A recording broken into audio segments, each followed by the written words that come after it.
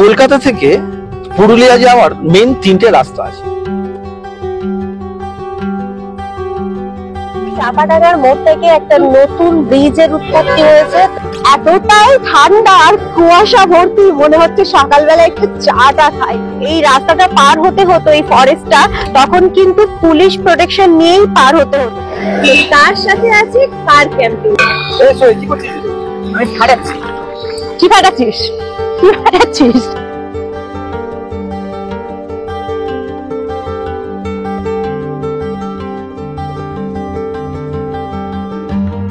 High বন্ধুরা, good morning. তো এখন বাজে ভোর 5টা আর আমরা বেরিয়েছি পশ্চিমবঙ্গের দ্বিতীয় বৃহত্তম পাহাড় পুরুলিয়া। আজকের এই ভিডিওতে আমরা দেখাতে চলেছি কোন রাস্তাতে আমরা পুরুলিয়া সহজে যাব এবং রাস্তার বর্তমান কন্ডিশন, টোল কত লাগবে, সমস্ত কিছু আজকে শেয়ার করব। তো তার সাথে আছে কার ক্যাম্পিং, জমিয়ে খাওয়া দাওয়া, আনন্দ, সমস্ত কিছু আজকে করব। একদম দেখতে থাকুন আর সাথে থাকুন, আমরা থাকতে।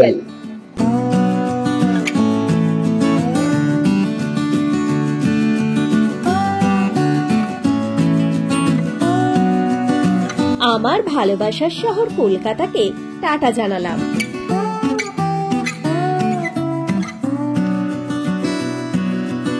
একে একে মা ব্রিজ, দ্বিতীয় হুগলি সেতু পার করলাম।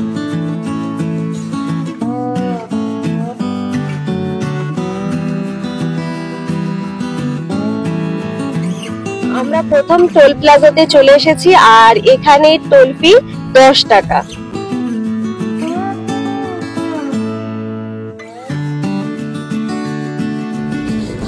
কলকাতা থেকে পুরুলিয়া যাওয়ার মেন 3টে রাস্তা আছে।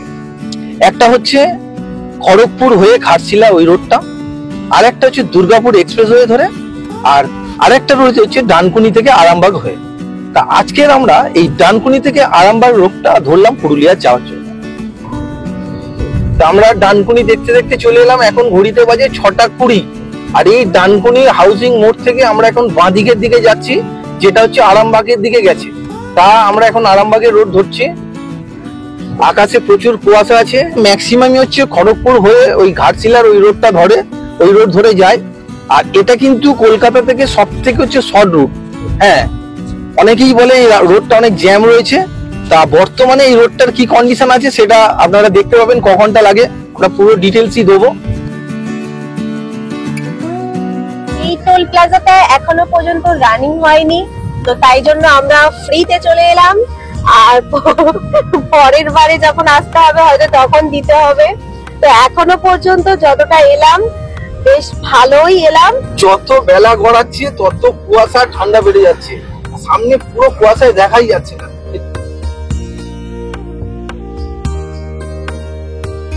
তো আমাদের সব সদস্যদের একটুখানি দেখিয়ে দিই, সব কি ঝিমিয়ে পড়লো নাকি। এই পিছনে 3 জন, হ্যাঁ একদম চাঙ্গা। আর এই হচ্ছে আমাদের পক্ষীরাজ, ঘোড়ায় করে ছুটি নিয়ে যাচ্ছে আর কি, না হলে আর যাবো কি করে। তো মেন লোক আর কি। আসলে যত ট্রেন ফেন বাস পাসে যায়, এই পার্সোনাল গাড়িতে করে যাওয়ার মজাটাই কিন্তু একটা আলাদা। আর তার উপর কার ক্যাম্পিং, তো দারুণ ব্যাপার। আমার তো ভীষণ ভালো লাগে একদমই। তো রাস্তা দেখবো, তো ওখান থেকে চিকেন কিনে নেব। আর পুরো ডিগি তো একদম ফুল ফিল, মানে একদম ভর্তি। তো কালকে গেছিলাম মেট্রো বাজারে, তো ওখান থেকে বাজার টাজার সব করেছি। তো জমিয়ে খাওয়া দাওয়া, ঘোরা, আনন্দ করা, আর কি চাই। জীবন আছে যতক্ষণ বাঁচবো ততক্ষণ কি শুধুই আনন্দ করেই চলে চলো। বেশি টাকা পয়সা রেখে বা কিছু লাভ নেই। টাকা পয়সা টাকার সঙ্গে যাবে না, পয়সার সঙ্গে যাবে না। তো আমরাও চলেছি, আর আমাদের সাথে সাথে প্রায় 10-12টা বাইক রাইডার যাচ্ছে। তো যারা বাইক রাইডস করে তারা জানে কতটা বেশ মজা। তো দারুণ কিন্তু লাগছে, আর পরপর সারিবদ্ধ ভাবে তারা যাচ্ছে, তো দারুণ দেখতে লাগছে। এই চাপাডাঙ্গা ব্রিজটা কিন্তু নতুন হয়েছে, এর আগের বারে গেলাম তখন কিন্তু ব্রিজটা হয়নি, ওপেন হয়েছে, কয়েকদিন হয়েছে। আমরা চাপাডাঙ্গা পার হয়ে গেছি, রাস্তার একটা সাইডে দাঁড়িয়েছি। এতটাই ঠান্ডা আর কুয়াশা ভর্তি, মনে হচ্ছে সকালবেলা একটু চাটা খাই। তো বাড়ি থেকে চা করে নিয়ে এসেছি আর এখন খাবো চা। সকাল 7:30, কিন্তু ভোর যেন হয়ে আছে। পুরো কুয়াশা, যেন আর কিছু দেখা যাচ্ছে না, এতটাই কুয়াশা।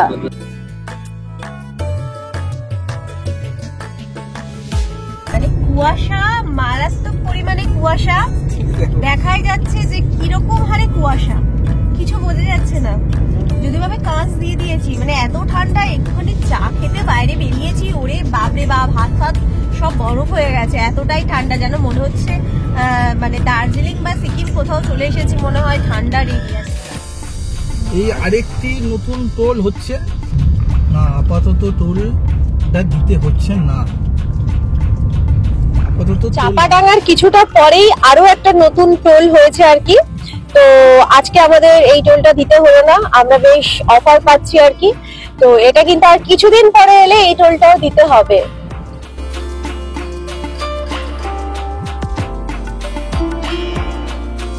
ডানকুনি থেকে এই আরামবাগের রাস্তাটা, মানে এখন 4 লেন রাস্তা তৈরি হয়েছে, একদম ঝাঁ চকচকে। তো নতুন আপডেট কিন্তু আমরা দিচ্ছি, এই রাস্তা কিন্তু একদম সুপার রাস্তা, মানে সবই নতুন তৈরি হয়েছে, একদম নিট এন্ড ক্লিন রাস্তা। তো এই রাস্তাতে কিন্তু আপনারা আসতে পারেন।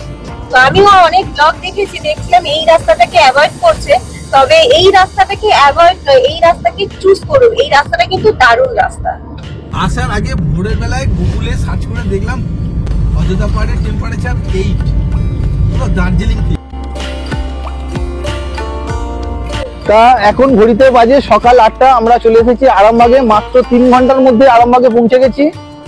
তা এখন একটু খিদে পেয়েছে, তাই আমাদের প্রধান ভরসা হচ্ছে মুড়ি। আর এদিকে রাইস মিলে অলরেডি ধোঁয়া উঠছে। এই আরামবাগে প্রচুর রাস্তার দুধারে অনেক রাইস মিল রয়েছে। What is this? তো সকালবেলা আমাদের ব্রেকফাস্ট চলে এসেছে, আর আমাদের স্পেশাল ব্রেকফাস্ট কি বলুন তো, ছোলা মুড়ি ঝুড়ি, তার সাথে সর্ষের তেল। ও সর্ষের তেল মানে বাঙালির একটা আলাদাই জায়গা আর কি, সর্ষে ঘানির পুরো টাটকা সর্ষের তেল। তো তাই দিয়ে মুড়ি ঝুড়ি আর ছোলা মাখা হয়েছে, এটা খাওয়া হবে। মানে লিস্ট অন্তত লুচি পুরীর থেকে এটা অন্তত ভালো শরীরের জন্য। ফাটাফাটি খাবার। এই যে বাসগুলো বেরোচ্ছে, এটা হচ্ছে আরামবাগ বাস স্ট্যান্ড, বেশ বড় কিন্তু বাস স্ট্যান্ডটা। এখন হচ্ছে কিনা আমরা আরামবাগ বাস স্ট্যান্ডটা ক্রস করলাম, আর এই যে সামনের মোড়টা আছে এটা কিন্তু একটু খেয়াল রাখবেন। এই মোড়টা দিয়ে যদি সোজা চলে যায় তাহলে কিন্তু দুর্গাপুরের দিকে চলে যাচ্ছে, আর আমরা নেবো বাঁ দিকে। তো এখানে ম্যাপে দেখাচ্ছে তারকেশ্বর নদ রয়েছে, তো দেখাই যাবে তারকেশ্বর নদ। তো এ পড়বে আর কি, বর্ধমান বা দুর্গাপুরের দিকে চলে যাচ্ছে। আর এর এই দিকেটা হচ্ছে আমরা চলে যাচ্ছি আরামবাগ থেকে, এবারে চলে যাচ্ছি আমরা বিষ্ণুপুরের দিকে।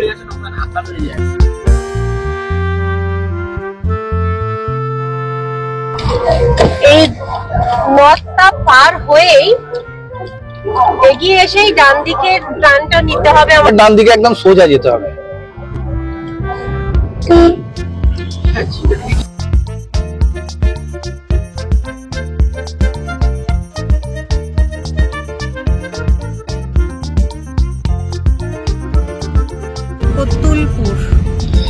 তো চলার পথে ছোটখাটো সমস্যা, তো সমস্যা তো হবেই। তো আমরা এখন চলে এসেছি, কতুলপুরটা জাস্ট পার হয়েছি, তারপরে আমাদের গাড়ি টায়ারের মধ্যে একটা পিএক ঢুকে গেছে এরকম সাইজের। যাই হোক, তো এই একটা গ্যারেজে দাঁড়িয়ে পড়লাম রাস্তার সামনে, আর এখন এই গ্যারেজের গাড়ির চাকা খোলা হচ্ছে আর কি।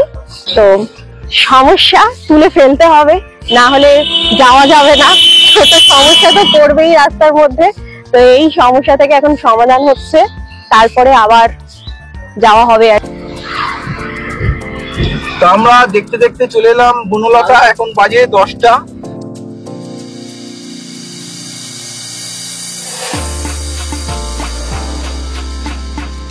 আমরা তো টিফিন গাড়িতেই করছি, তো যারা যারা সকালে ব্রেকফাস্ট করতে চাইছেন এই বনলতাতে চলে আসতে পারেন। আর এই বনলতার উপরে আমার একটা ডেডিকেটেড ভিডিও রয়েছে, এখানে আমরা নাইট স্টে ছিলাম।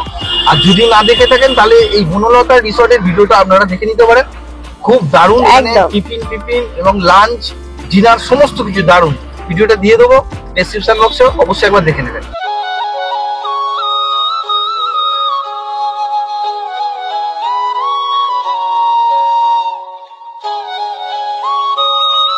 এই বনলতা রিসর্ট থেকে কিন্তু জয়পুরের ফরেস্ট শুরু হচ্ছে। তো এটা কিন্তু প্রায় 10 কিলোমিটার এরিয়া নিয়ে এই ফরেস্টটা। আগে যখন রাতের বেলা এই রাস্তাটা পার হতে হতো এই ফরেস্টটা, তখন কিন্তু পুলিশ প্রোটেকশন নিয়েই পার হতে হতো। এখন কিন্তু বর্তমানে আর সেই রিস্কটা নেই। এখন দিন পাল্টাচ্ছে, বদলাচ্ছে, মানুষ অনেক উন্নত হয়ে গেছে আর কি, আর সেই সব ভয়গুলো আর নেই। এত সুন্দর ফরেস্ট আর ছবি তুলবো না, ভিডিও করবো না, তা কি হয়? একেবারেই না।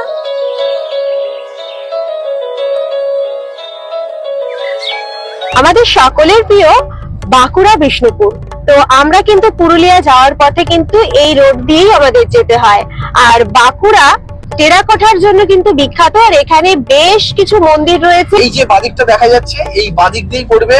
প্রথমে হচ্ছে মদন মোহন মন্দির, তারপরে রাজমঞ্চ। সেটা আবার অন্য কোনো সময়, অন্য কোনো দিন, অন্য কোনো ব্লগে কিন্তু আমরা তুলে ধরবো বাঁকুড়া বিষ্ণুপুরের মন্দির টেরাকোটার। তো আজকে যেহেতু আমাদের গন্তব্য পুরুলিয়া, তাই আমরা পুরুলিয়া যাচ্ছি। আর এই রোডের ওপর দিয়ে যেতে হয়। তো যাদের হাতে বেশ কিছুদিন সময় নিয়ে আসবেন আর কি, তারা কিন্তু এদিক দিয়ে ঘুরে যেতে পারেন।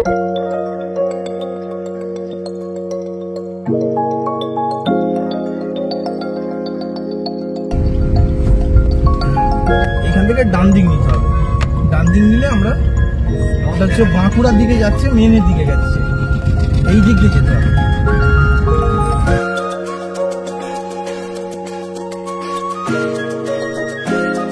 এই পুরুলিয়া রেখা আছে, এই জায়গাটার নাম হচ্ছে ধলডাঙ্গা মোড়।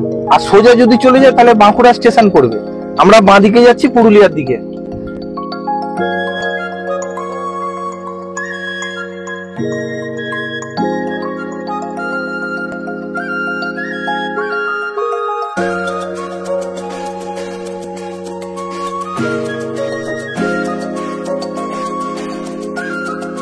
এরপর ঠিক ডান দিকের রাস্তাটা ব্যাক নেব, টার্ন। লেখা আছে সোজা পুরুলিয়া 78, অযোধ্যা 123।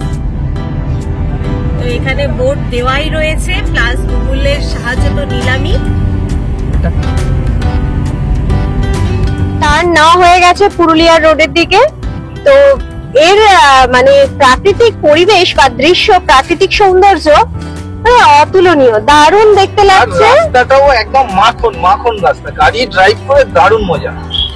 ব্যাগ উপর নিচে আপ ডাউন, এটা দারুণ। রাস্তা কিন্তু সত্যিই খুব ভালো রাস্তা।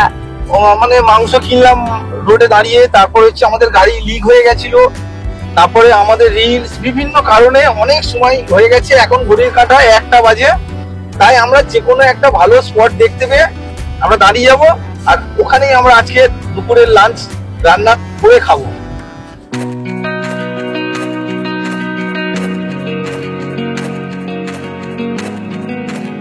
একটা সুন্দর জায়গা দেখে লেগে পড়লাম আজকে আমাদের কার ক্যাম্পিংয়ে।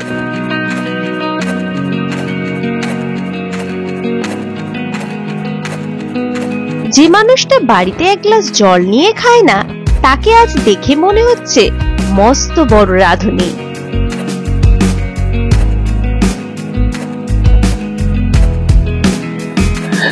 এদিকে আমরা রান্না করছি, আর তার পাশেই কিন্তু একটা দারুণ জায়গা আছে। চাঁদার কাছে রাস্তা দিকেই দেখো। বেলা কত? এখন তো 3টে বাজে, এখন সে রস মরে গুড় হয়ে গেছে। আগে রস করে বোকা বোকা করে চলো দেখে। এই উনুনে বসিয়ে সকালবেলায়, এখন তো দুপুরবেলা, এখন হচ্ছে না, এখানে হয়ে গেছে। এটার মধ্যে এর মধ্যে গুড় তৈরি করা হয়েছে। আর এদিকে সব পাতা পাতা রয়েছে, আর অনেক খেজুর গাছ এদিকে রয়েছে, প্রচুর খেজুর গাছ। সব গাছ দিয়ে রস কেটে তারপরে গুড় করা হয়।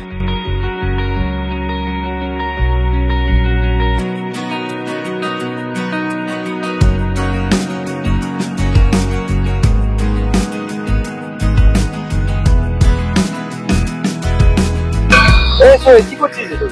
আমি ফাটাচ্ছি। কি ফাটাচ্ছিস? কি ফাটাচ্ছিস তুই? আমি ফাটাচ্ছি। কেন? ফাটিয়ে খাওয়া যেতে শরীরে কি প্রোটিনের অভাব হয়েছে? শরীরে সত্যি বড্ড প্রোটিনের অভাব হয়েছে।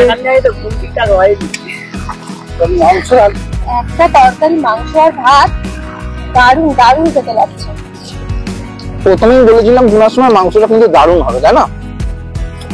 আমি বলেছিলাম কি বলো দাদা, কি আমার কি মনে পড়ে বলো? পুরো দিনের কথা? আমি বলেছিলাম সাদা মুরগির পা দেখে নেবে মাংসটা টেস্ট করে। তবে তোর কেমন লাগলো রে সজল? ঝাল হয়েছে, ঝাল ঝাল আমরা তো একটু ঝাল বেশি খাই। ভালোই লাগছে রেসিপিটা। আর এই মানে পুরো গাছপালার মধ্যে একটা মাঠে বসে রাস্তা চলে গেছে, মানে পাশেই রয়েছে মেইন রোড, আর পাশে আবার খেজুরের তৈরি হচ্ছে। তো এরকম একটা জায়গায় দুপুরবেলা বসে ভাত খাচ্ছি রান্না করে মাঠে, এর আনন্দটাই সম্পূর্ণ আলাদা। হোটেলে গেলে তো খাওয়া পেয়ে যাবো, কিন্তু সেই আনন্দটা পাবো না। আর আর নিজেরা আনন্দ করতে হলে এরকম কার ক্যাম্পিং করতে হবে, নিজেরা সমস্ত কিছু নিয়ে এসে বসে রান্না করে খাওয়ার মজাটাই আলাদা। তো ফুলফিল হয়ে গেছে, তো সবকিছু গোছানো হয়ে গেল, ব্যাস ওকে। এবারে হ্যাঁ একদম পুরুলিয়া। এবার এই মাঠে থেকে বিদায় জানালাম, টাটা। আমাদের আজকের দুপুরের লাঞ্চের জায়গাটা বেশ ভালোই ছিল। তো এবার গাড়িতে উঠে যাব আর সোজা গন্তব্য। লোকে বলে ও বলে রে ঘর বাড়ি ভালা নাই আমার। তো আমাদের সামনে একটা টোল আসছে, কালপাথর।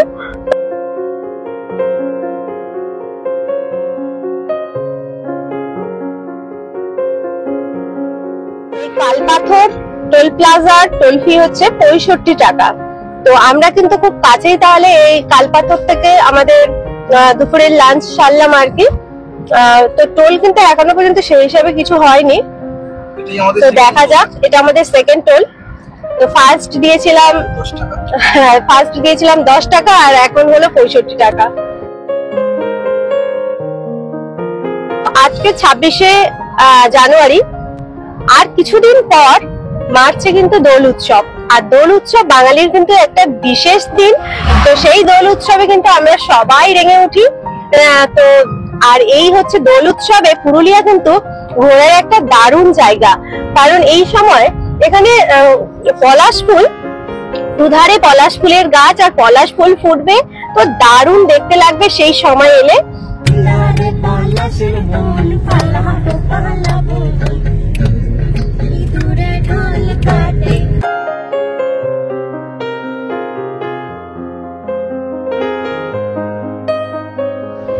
তো এখন হচ্ছে পুরুলিয়ার মানে মেইন স্টেশন চত্বর, মানে স্টেশন চত্বরের বাজার রাস্তা দিয়ে আমরা যাচ্ছি আর কি। বেশ বড়ই মার্কেট, পুরো একদম দোকানপাট ঝকমক করছে আলোতে, প্রচুর দোকানপাট রয়েছে। মানে এটা পুরুলিয়া স্টেশন চত্বর টাউন। আমরা পুরুলিয়া স্টেশনের কাছাকাছি, মানে স্টেশন থেকে একটু দূরে এই হোটেল রাজগুরু বলে একটি হোটেলে আমরা এসেছি। কারণ ভেবে দেখলাম এতটা যাওয়াটা এই রাত্রেবেলা বোধহয় ঠিক হবে না, কারণ আমরা কোনো হোটেল বুকিং করিনি আগে থেকে। তো আগে থেকে যেহেতু বুকিং করিনি, যদি ইনকেস না পাই, আর আজকে 26শে জানুয়ারি, 27, 28 শনি রবি পড়ছে, সেহেতু সবাই কিন্তু পিকনিকে বেরিয়ে যাবে। ওই জন্য আমরা রিচ নিলাম না, আমরা পুরুলিয়া স্টেশনের কাছেই একটা হোটেলে থেকে যাচ্ছি। জায়গাটি বেশ বড়, গাড়ি পার্কিং এর সুব্যবস্থা রয়েছে, আর রুমটি বাইরে থেকে বেশ সুন্দর।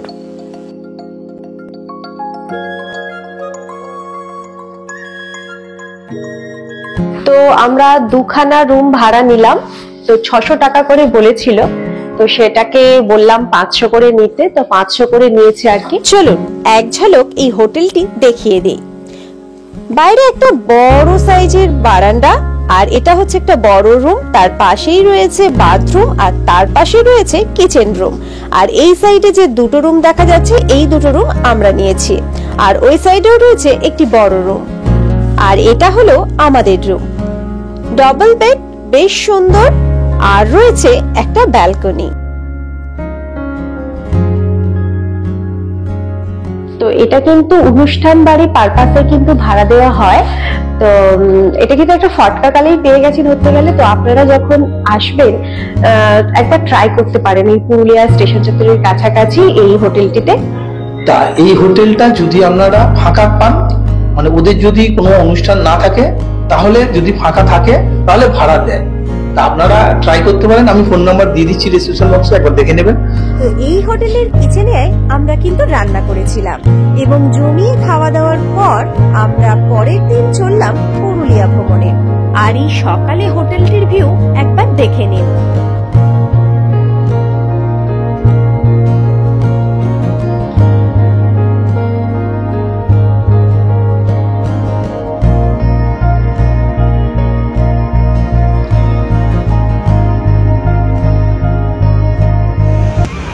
আজকে আমাদের এই ভিডিওটি আপনাদের কেমন লাগলো? যদি ভিডিওটি ভালো লাগে তাহলে একটি লাইক, কমেন্ট এবং চ্যানেলটি সাবস্ক্রাইব অবশ্যই করবেন। সবাই ভালো থাকবেন, সুস্থ থাকবেন। ধন্যবাদ।